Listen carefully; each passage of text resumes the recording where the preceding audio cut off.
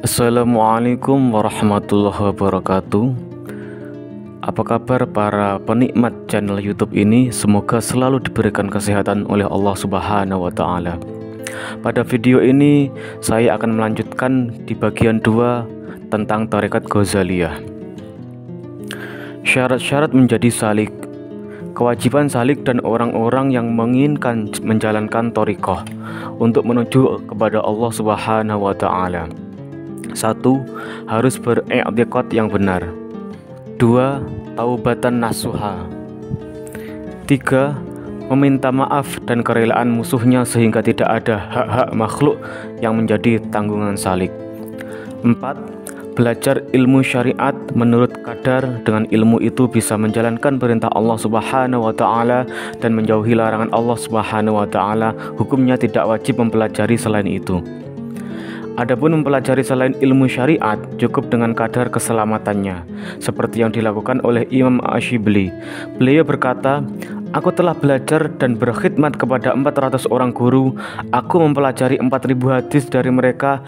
Lalu aku memikirkan dan mendalami hadis itu karena aku melihat keselamatanku ketika mengamalkannya.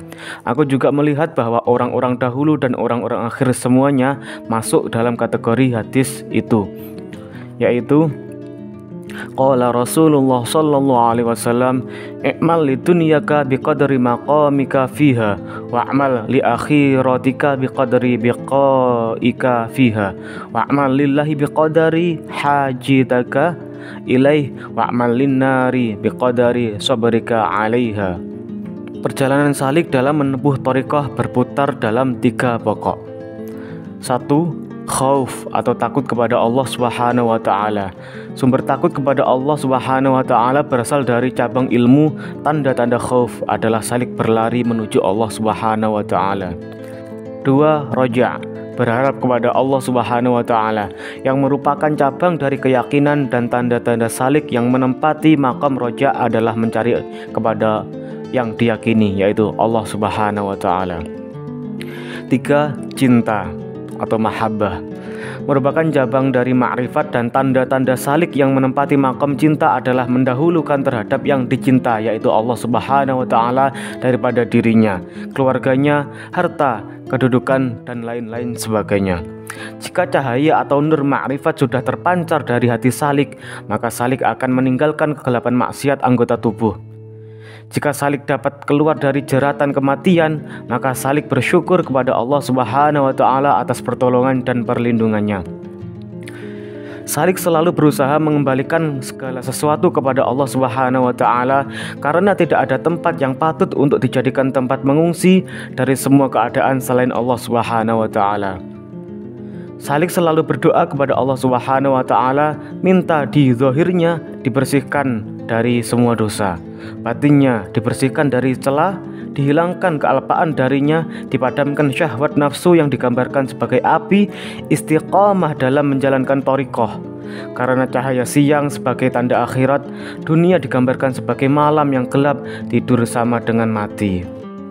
Imam Ghazali memberikan peringatan kepada salik tentang perubahan-perubahan hati salik yang terbagi menjadi 4 makom. Perubahan yang pertama yakni raf'un. Hati salik terangkat dengan melakukan zikir kepada Allah Subhanahu wa Ta'ala. Tanda-tanda terangkatnya hati salik dengan 3 hal, yakni 1. Perilaku salik sesuai dengan aturan syariat, thariqah, dan hakikat yang telah diatur oleh Allah Subhanahu wa Ta'ala melalui Rasulullah sallallahu alaihi wasallam dan para syekh atau mursyid. Kedua, tidak melanggar aturan, dan yang ketiga, selalu rindu kepada Allah Subhanahu wa Ta'ala. Perubahan yang kedua yakni fatah, yakni terbukanya hati salik dengan ridha Allah Subhanahu wa Ta'ala. Tanda-tandanya terbukanya hati salik yakni yang pertama tawakal, yang kedua jujur, dan yang ketiga yakin.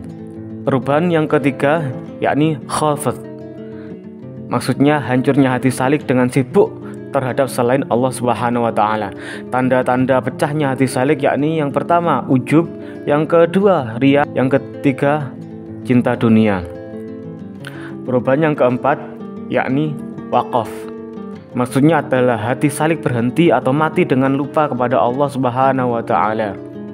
Tanda-tanda hati salik yang mati yakni yang pertama hilangnya kenikmatan taat, yang kedua tiadanya rasa pahit ketika melakukan maksiat, dan yang ketiga mencampur barang halal dan yang haram. Imam Ghazali juga memberikan pesan-pesan kepada para murid-muridnya yang ingin mempelajari tentang Thariqah Ghazaliyah. Pesan-pesan Imam Ghazali tentang zikir. Jadikan hatimu sebagai kiblat lisan, rasakanlah kehidupan ibadah dan kewibawaan sifat ketuhanan ketika melakukan zikir. Ketahuilah bahwa Allah Subhanahu wa Ta'ala mengetahui rahasia-rahasia hatimu, perbuatan zahirmu, dan mendengar ucapanmu. Maka basuhlah hatimu dengan kesusahan dan hidupkanlah cahaya takut kepada Allah Subhanahu wa Ta'ala. Ketika hijab kealpaan hilang di hatimu, maka keberadaan zikirmu bersama dengan Allah Subhanahu wa Ta'ala, serta Allah Subhanahu wa Ta'ala menyebut namamu dalam zatnya. Allah Subhanahu wa Ta'ala berfirman dalam surat Al-Ankabut ayat 45, waladzikrullahi akbar, artinya karena Allah Subhanahu wa Ta'ala tidak membutuhkan zikirmu sementara engkau membutuhkan zikir kepada Allah Subhanahu wa Ta'ala. Allah juga berfirman dalam surat Ar-Ra'd ayat 28, ala bidzikrillahi tatma'innul qulub. Menurut Al-Ghazali, zikir dibagi menjadi dua. Zikir yang pertama yakni zikir yang murni dengan yang sesuai dengan karakter hati atau selalu tertarik dengan tarikan-tarikan ilahi dalam hal menghilangkan pandangan hati salik terhadap selain Allah Subhanahu wa Ta'ala. Zikir yang kedua yakni zikir yang bersih dengan hilangnya tujuan zikir atau salik berzikir tidak merasa berzikir. Thariqah Ghazaliyah didirikan oleh Imam Al-Ghazali, seorang sufi, ahli kalam, dan ahli filsafat Islam. Karena itu ajaran tasawufnya sangat moderat dan jauh dari penyimpangan. Menurutnya, tasawufnya terdiri dari dua hal, yakni tulus kepada Allah Subhanahu wa Ta'ala dan berbuat baik terhadap manusia adalah sufi. Tulus kepada Allah Subhanahu wa Ta'ala berarti seorang hamba harus mengesampingkan kecenderungan dirinya demi perintah Allah Subhanahu wa Ta'ala. Menurutnya, thariqah harus menjalankan dua hal, yakni melanggengkan zikir kepada Allah Subhanahu wa Ta'ala dan meninggalkan suatu perkara yang dapat melupakan Allah Subhanahu wa Ta'ala. Ini merupakan perjalanan kepada Allah Subhanahu wa Ta'ala, bukan pergerakan musafir dalam perjalanannya musafir dan bukan perjalanan musafir itu sendiri, tapi kedua menggabungkan keduanya. Berbuat baik terhadap sesama berarti tidak mendahulukan kepentingan di atas kepentingan orang banyak. Selama kepentingan mereka tidak bertentangan dengan syarak, karena barang siapa rela terhadap penyimpangan syarak, dia bukan seorang sufi. Andai kata mengaku sebagai sufi itu adalah kebohongan. Syarat-syarat masuk thariqah Ghazaliyah. Salik harus memenuhi beberapa syarat sebelum memasuki thariqah. Menurut Al-Ghazali, memerlukan beberapa syarat yang tidak mudah, diantaranya 1. Mengedepankan ilmu daripada ibadah. Dalam pandangan ilmu Al-Ghazali, mendahulukan ilmu daripada ibadah menjadi wajib karena dua hal. Pertama, agar ibadah menjadi sah dan diterima. Kedua, ilmu yang bermanfaat menghasilkan ketakutan dan ketundukan dalam hati kepada Allah Subhanahu wa Ta'ala.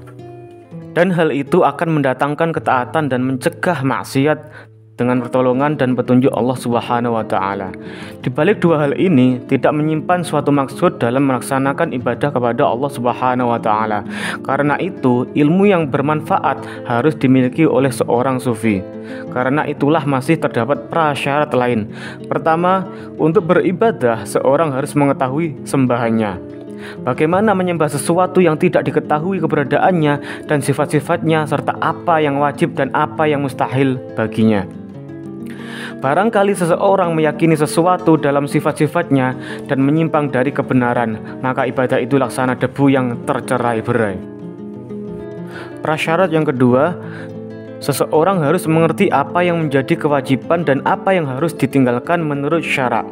Dari uraian ini, Al-Ghazali melihat bahwa ilmu yang harus dikuasai seseorang pelaku thariqah ada 3 macam. 1. Ilmu tauhid. Batasan minimal yang harus dikuasai salik adalah apa yang dikenal sebagai ilmu dasar-dasar agama dan kaidah-kaidah dalam berakidah. 2. Ilmu sir atau rahasia, yaitu ilmu yang berhubungan dengan hati. 3. Ilmu adat yang terlihat, yaitu ilmu yang berhubungan dengan anggota tubuh, badan, dan harta.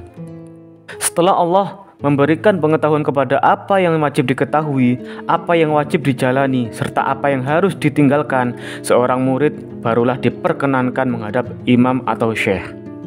Syarat yang kedua yakni mengedepankan kesungguhan, menghapus sifat tercela, memutus seluruh ikatan, dan tulus kepada Allah Subhanahu wa Ta'ala.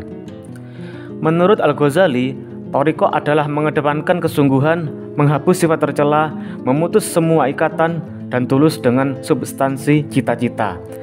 Ada beberapa langkah yang harus dilakukan. Pertama-tama, ia menyendiri dengan zawiyah, berkonsentrasi dengan ibadah-ibadah baik yang fardu maupun rawatib, dan duduk dengan hati yang hanya dipenuhi keinginan berzikir kepada Allah Subhanahu wa Ta'ala.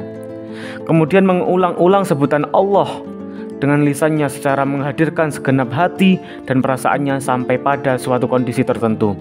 Kondisi di mana seandainya gerakan lisan telah berhenti dan beralih menuju alam pikiran, terlihat seakan-akan lafaz itu, yaitu lafaz Allah itu tertancap, tetap terucap dari lidahnya karena seringnya mengulangi.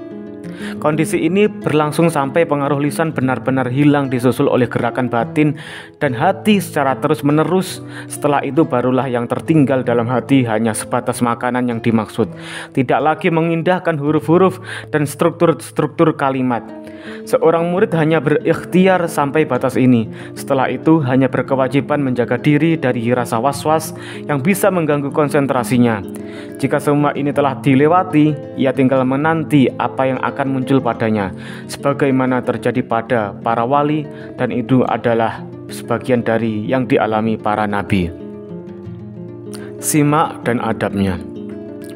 Derajat pertama dalam simak yaitu faham pada sesuatu yang didengar dan bisa mengungkap makna sesuatu yang didengar oleh para pendengar. Kemudian pemahaman tersebut membuat al-wajudu atau keadaan hati. Al-wajudu bisa menggerakkan anggota tubuh lahir tanpa pertimbangan. Hal ini disebut al-ittirab. Adapun gerakan yang menggunakan pertimbangan disebut dengan ar-raqs atau menari dengan gerakan teratur, dan at-tasfiq, menari sambil bertepuk tangan. Simak bagi salik bisa menghasilkan keadaan jiwa bermuamalah kepada Allah, merubah keadaan salik dari keadaan satu ke keadaan yang lainnya, karena tidak ada tujuan bagi murid kecuali ma'rifat, usul kepada Allah dengan cara musyahadah secara sirri dan membuka tutup hati.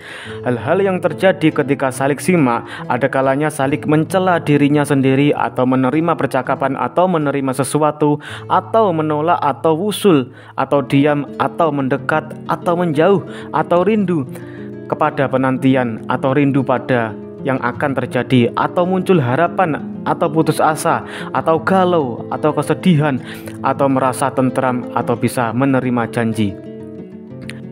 Dalam adab simak, salik harus mengikuti aturan ilmu tentang makrifat kepada Allah dan sifat-sifatnya. Jika tidak, maka simak bisa berakibat buruk kepada salik. Pada video ini kami jelaskan tentang thariqat Ghazaliyah pada bagian yang kedua. Bagian yang ketiga akan kami buatkan video selanjutnya di kemudian hari. Maka dari itu, para pendengar, pemirsa, dan penikmat channel ini diharap untuk melakukan subscribe, komen, like, dan share video ini supaya video ini bisa bermanfaat bagi yang lainnya, dan channel ini bisa berkembang dan lebih istiqomah dalam membahas tentang ilmu thariqah dan tasawuf. Sekian dari kami, terima kasih. Wassalamualaikum warahmatullahi wabarakatuh.